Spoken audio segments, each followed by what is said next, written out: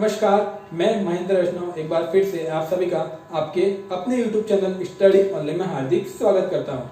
तो आज का जो हमारा टॉपिक है वो है न्यू एजुकेशन पॉलिसी 2020, जिसको हम नई शिक्षा नीति भी बोलते हैं। अभी सबको पता ही है कि गवर्नमेंट ने एक नई एजुकेशन पॉलिसी लाई है, तो बहुत से लोगों को उसके बारे में कंप्लीट डिटेल नहीं पता कि हाँ उसमें एक्चुअल में है क्या। तो आज मैं अपने वीडियो में जो है इसका पूरा डिटेल्स में एक्सप्लेनेशन दूंगा और इसके अंदर क्या क्या हाइलाइट्स है, इसकी क्या क्या बेनिफिट्स है, इसमें क्या क्या चेंजेस किए गए।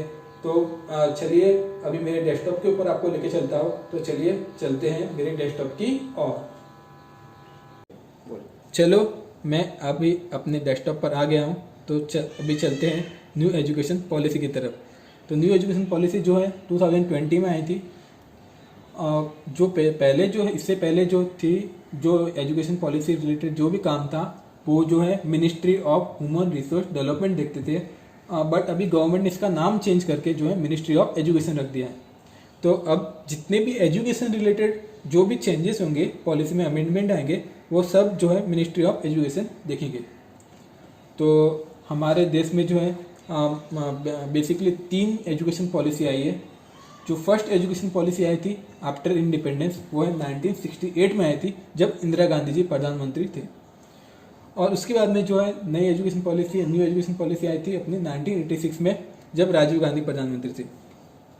उसके बाद में 1992 में कुछ चेंजेस किए थे एजुकेशन पॉलिसीज में, बट वो ज़्यादा कुछ चेंजेस नहीं किए थे। इसके लिए उसको 1986 वाली पॉलिसी में ही मर्ज कर दिया गया। उसके लिए कोई अलग से नई पॉलिसी नहीं बनाई। और अब जो है न्यू एजुकेशन पॉलिसी आई है वो जो है 2020 में आई है, जिसको नई शिक्षा नीति ही बोलते हैं। और जो अब के जो हमारे प्रधानमंत्री है वो नरेंद्र मोदी जी हैं। तो पहले कैसा था, पहले का जो एजुकेशन सिस्टम था जो है 10+2 मतलब 12 था, बट अभी उसको रिप्लेस कर दिया है। जो है अभी जो है 5+3+3+4 हो गया है। इसको ये सिस्टम ने रिप्लेस कर दिया है। है दोनों में एक ही जैसा, बट थोड़ा बहुत कुछ चेंजेस हैं जो आपको आगे पता चल जाएगा। तो पहले जो था वो था 10+2, मतलब जब बच्चा 6 साल का था तो वो फर्स्ट में आता था, एंड जब वो 16 ईयर का होता था तब उसका 10th कंप्लीट होता था, और 16 to 18 में उसका 12th कंप्लीट होता था। इसके लिए उसको 10+2 कर दिया था। बट अभी उसको जो है डिवाइड करके कर दिया है 5+3+3+4, जिसमें जो है इसमें 4 स्टेज आते हैं। बेसिकली जो पहला है फाउंडेशन स्टेज जो है 3 साल का है। उसके बाद में प्रिपरेशनरी स्टेज जो है 2 ईयर का है। फिर उसके बाद में मिडिल स्टेज जो है 3 ईयर का है। और उसके बाद में जो है जिसके बाद में है ये सेकेंड स्टेज जो है 4 ईयर का है। अभी बात करते हैं फाउंडेशन स्टेज की।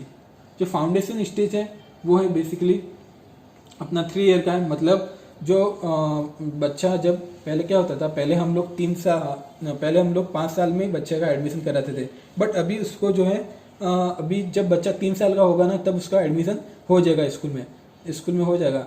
क्योंकि जब पहले क्या होता था ना, जब 5 साल में जब बच्चे का एडमिशन कराते थे तो उसको प्रेशर आता था जब कि नहीं मुझे स्कूल नहीं जाना है, वो रोता था, जाता नहीं था। इसके लिए गवर्नमेंट ने अभी जो है इस पॉलिसी में ये ध्यान रखा है कि बच्चों को जो है स्टार्टिंग के जो है 3 इयर्स एजुकेशन नहीं दिया जाएगा। स्टार्टिंग में जो उसका 3 साल है वो है प्ले स्कूल रहेगा।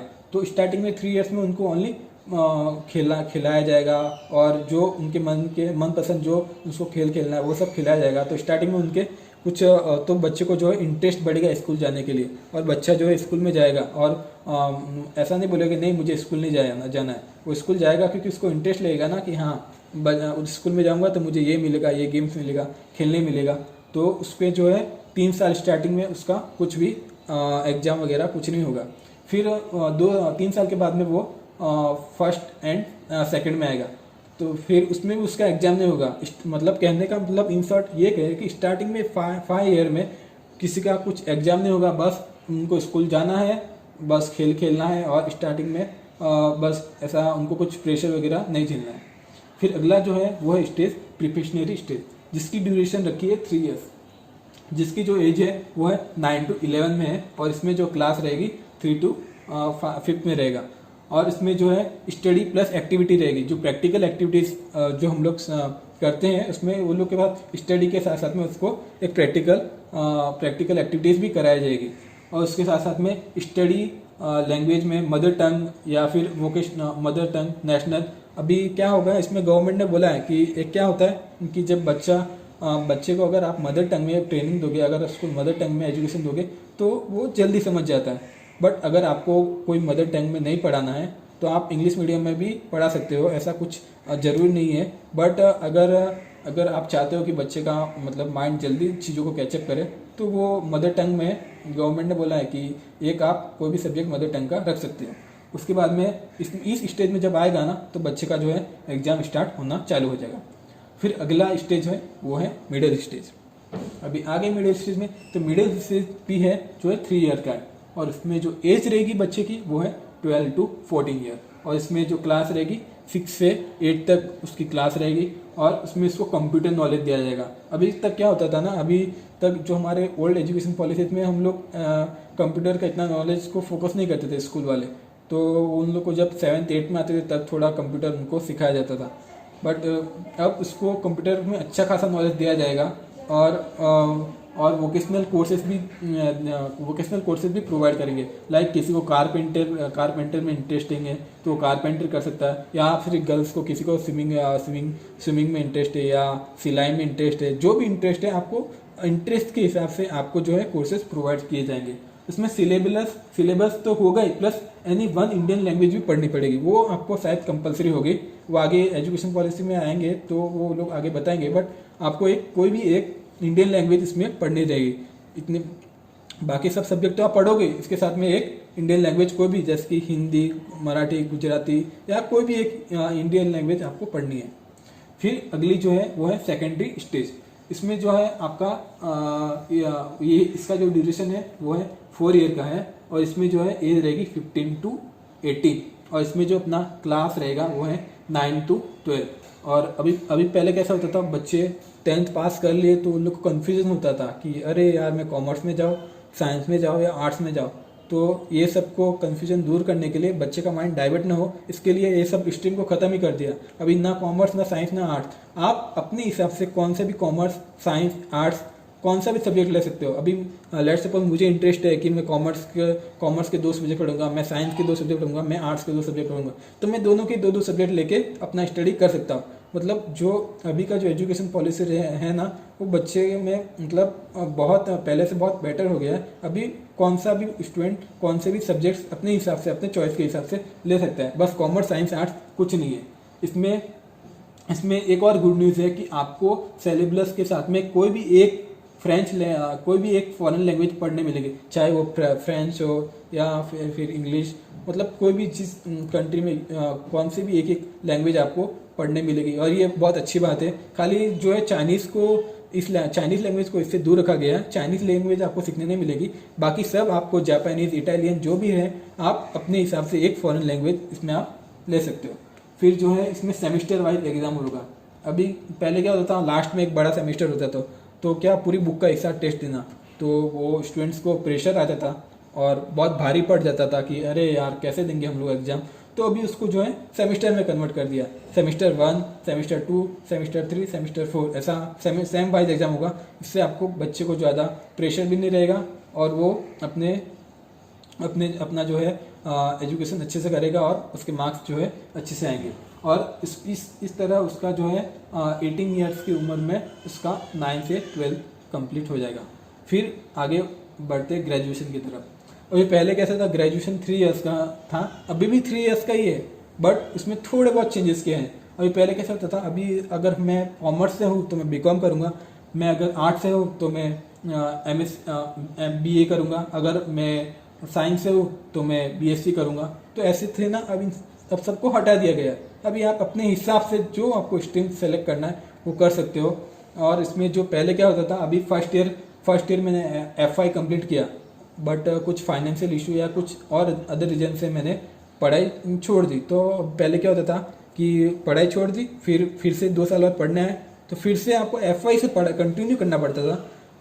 अब इस एजुकेशन पॉलिसी में ऐसा नहीं है। अगर आपने फर्स्ट ईयर क्लियर किया है, 2 साल बाद भी आप पढ़ने आओगे तो आपको जो है सेकेंड ईयर में डायरेक्ट एडमिशन मिल जाएगा। और जो आपका फर्स्ट ईयर का जो डिग्री मिलेगा उस पर लिखा हुआ रहेगा सर्टिफिकेट, और जब सेकेंड ईयर में जाओगे तब आपको जो डिग्री मिलेगा उस पर लिखा रहेगा डिप्लोमा।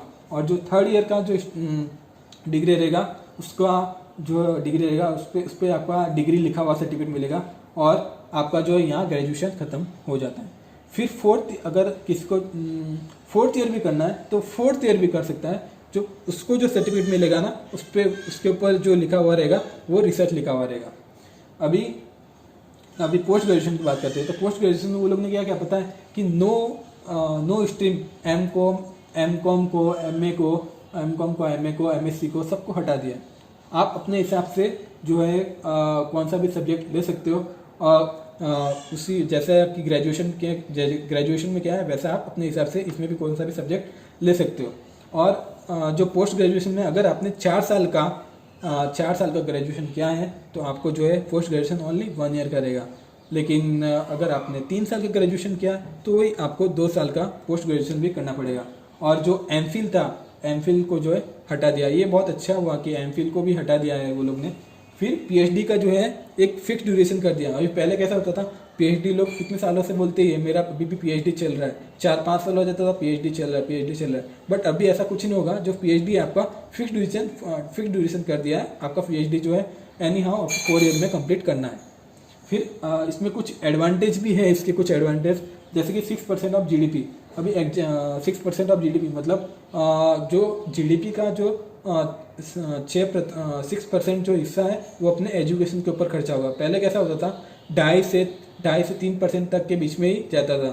तो ये अच्छी बात है कि अभी थोड़ा गवर्नमेंट अपने एजुकेशन के ऊपर ध्यान दे रही है, जो 6% एजुकेशन के ऊपर इन्वेस्ट करेगी।